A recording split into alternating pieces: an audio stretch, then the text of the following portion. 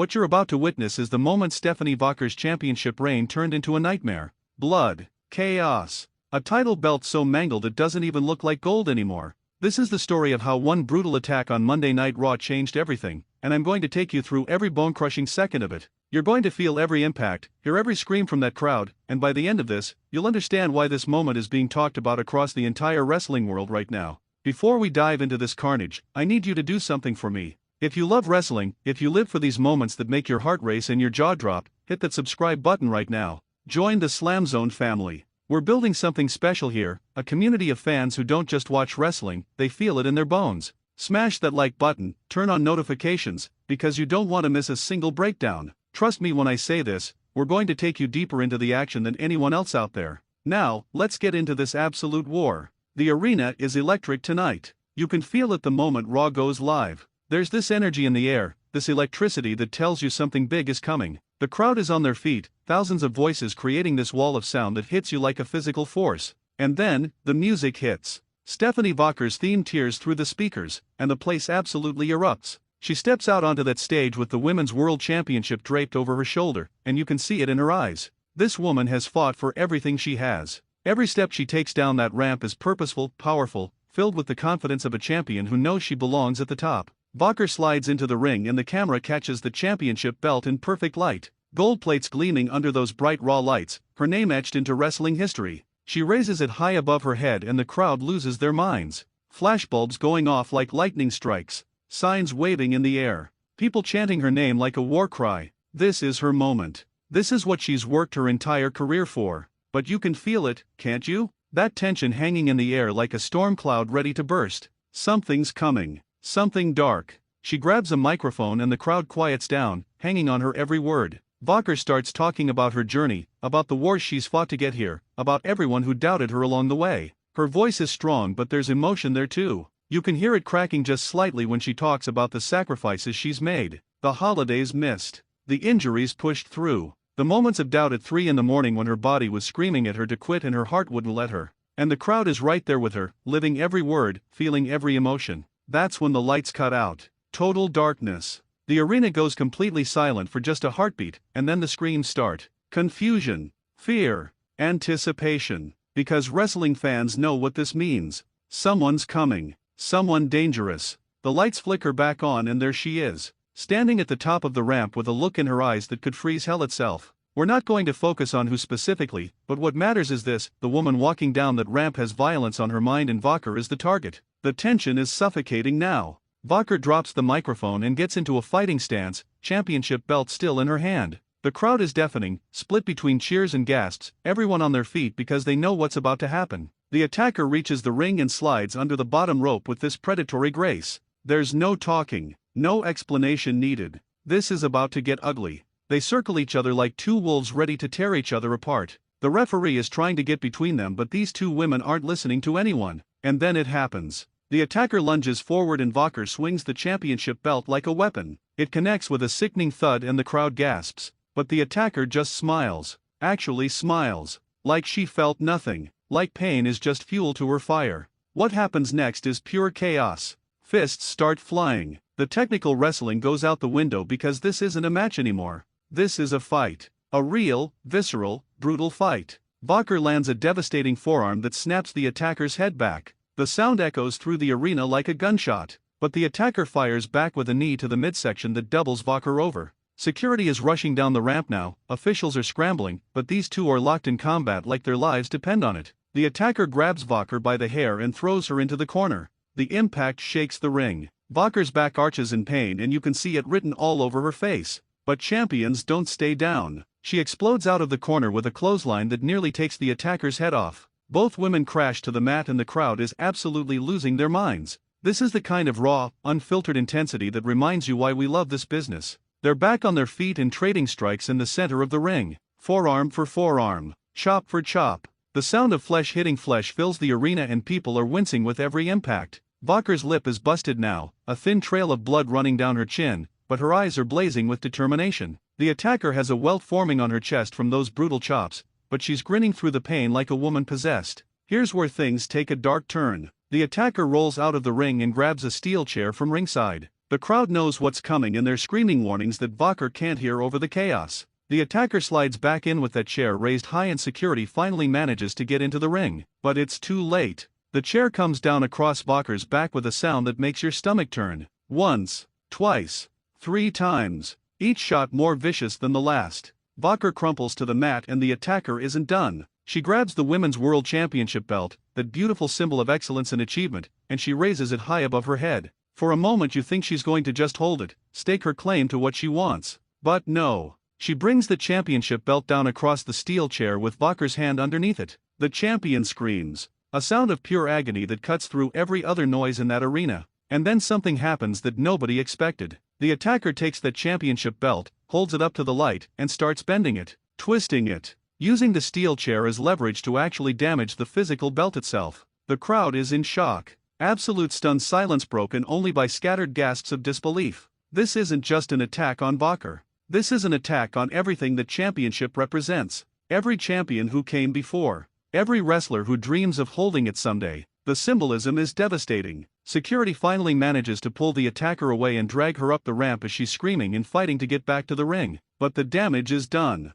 Vaquer is in the center of the ring, cradling her injured hand, and beside her lies the Women's World Championship belt. Bent, scratched, damaged. A physical representation of what just happened to its holder. The camera zooms in on Vaquer's face and you can see everything there. Pain, obviously. Her hand might be broken. But there's something else too. Shock, violation, rage building behind those eyes like a volcano ready to erupt. EMTs are in the ring now, trying to check on her, but she pushes them away. She crawls over to that damaged championship belt and picks it up with her good hand. The gold is scraped. The plates are bent. It doesn't gleam anymore under those lights. It looks broken, wounded, just like its champion. Quick pause here because I need you to understand something. What you're watching with us right now, this breakdown, this analysis, this is what SLAMZONE is all about. We don't just recap the action. We make you feel it. We take you inside these moments and help you understand what they mean. If you're not subscribed yet, what are you waiting for?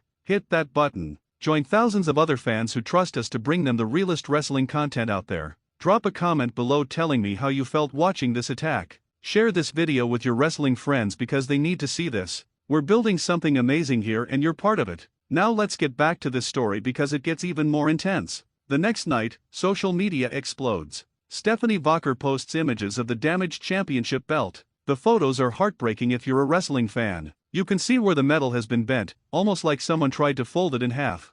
The leather strap has deep gouges in it. The main plate that should be reflecting light like a mirror is scratched and dented. This belt that should represent prestige and honor looks like it went through a war. Because it did. But here's what gets me. Here's what really hits different about this whole situation. In those photos, Vaquer isn't hiding the damage. She's showing it off. She's holding that broken championship belt up like a badge of honor. The caption she writes is simple but powerful: "You can bend it, but you can't break me." And suddenly this damaged belt becomes something more. It's not a symbol of what was taken from her. It's proof of what she survived. It's evidence of a war she's ready to finish. The wrestling world reacts immediately. Legends from past generations are weighing in, talking about how they've never seen anything like this. Current roster members are choosing sides. Some are supporting Vaquer, calling for justice, demanding that management do something. Others are supporting the attacker, saying Vaquer got what was coming to her, that the division needs a wake-up call. The divide is real and it's creating this incredible tension that you can feel building towards something massive.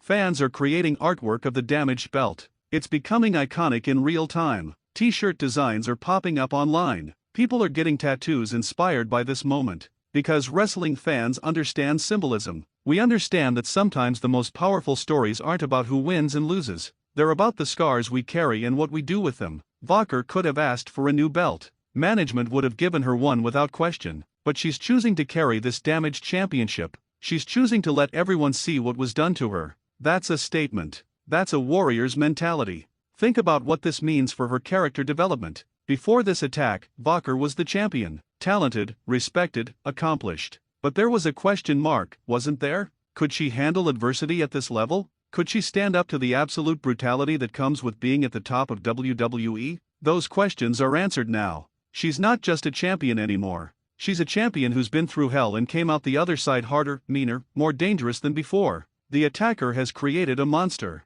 That's the irony here. The intention was probably to break Vaquer's spirit, to make her question whether she belonged, to take something precious from her and destroy it. Instead, all it did was forge her in fire. Now when she walks down that ramp with that damaged belt over her shoulder, it tells a story. It says this woman has been to war and survived. It says you can hurt her but you can't stop her. That's compelling storytelling at its finest. We have to talk about the physical implications too. Vaquer's hand injury is real. Reports are coming out that she's dealing with significant damage, possibly broken bones in her fingers. That's her working hand. That's the hand she uses to lock in submissions, to grab the ropes, to strike her opponents. Wrestling with an injury like that isn't just painful, it's dangerous. Every move she makes in the ring from now on carries extra risk. One wrong bump, one mistimed landing, and she could be looking at surgery and months on the shelf. But here's what makes this even more intense. Vaquer isn't backing down. She's not taking time off to heal. She's not vacating the championship. Every interview she does, every social media post, every appearance on Raw and premium live events, she's making it clear that she's fighting through this.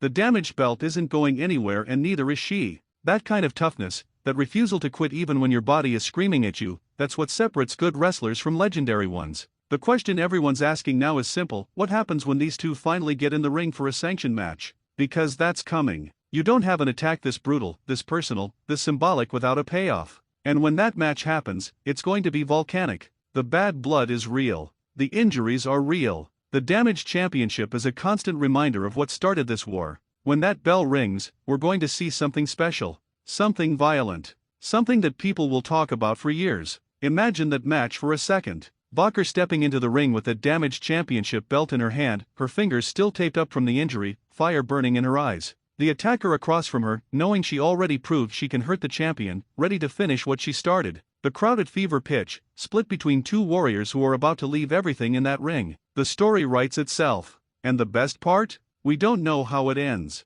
Will Vaquer overcome the odds and prove she's unbreakable? Will the attacker capitalize on the injury and take that damaged belt for herself? The uncertainty is what makes this beautiful. This is why we love wrestling. Not just the moves, not just the athleticism, though those things matter. We love it for moments like this. Moments where reality and storyline blur together into something that feels raw and real in viscera. When you look at that damaged championship belt, you're not just seeing a prop. You're seeing a physical manifestation of conflict, of struggle, of two people willing to sacrifice their bodies for glory. That's art. That's storytelling at the highest level. Before we wrap this up, I need you to do one more thing for me. If this breakdown gave you a deeper appreciation for what happened on Raw, if it made you understand the layers and the meaning behind that brutal attack, show some love. Hit that like button. It helps us grow and bring you more content like this. Subscribe to SLAMZONE if you haven't already, because we're breaking down every major wrestling moment, every week, with this level of passion and detail. Share this video with someone who needs to understand why wrestling matters. And drop a comment below. Tell me what you think happens next. Tell me who you're supporting in this war. Let's build this community together. Stephanie Vaquer holding the damaged Women's World Championship belt is going to be remembered as one of the defining images of this era. It represents resilience. It represents refusing to be broken even when everything around you is falling apart. That belt is bent, scratched, wounded, but it's still gold. It's still a championship. Just like Vaquer herself. Hurt but not defeated. Damaged but not destroyed. That's the message. That's the story. And that's why this moment matters so much more than just another attack angle. This is SLAMZONE, where we don't just watch wrestling, we live it. Until next time, keep that passion alive, keep supporting the wrestlers who put their bodies on the line for our entertainment, and remember that sometimes the most beautiful stories come from the deepest scars. Stay hungry for more, and I'll see you in the next breakdown.